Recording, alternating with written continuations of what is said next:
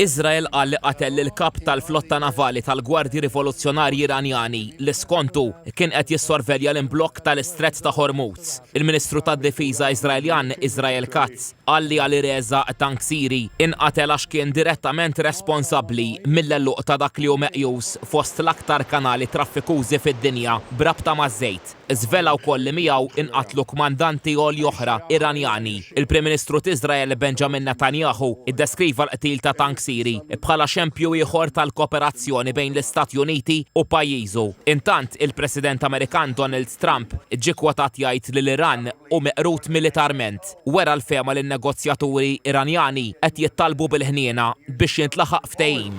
We'll see if they want to do it. If they don't, we're their worst nightmare.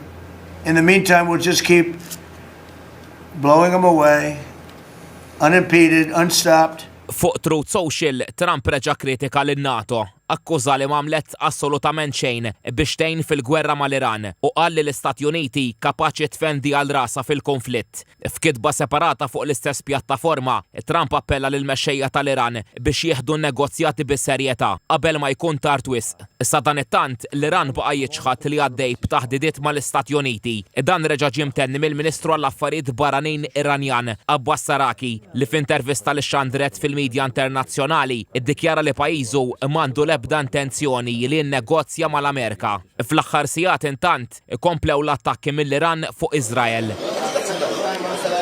u minn Iżrael fl-Iran u l-Libanu. Fil-waqt li f'Abu Dhabi żewġ persuni nqatlu u 3 ndarbu minn tifrik ta' missila ballistika li ġiet interċettata u li hu maħsub li twadbet mill-Iran.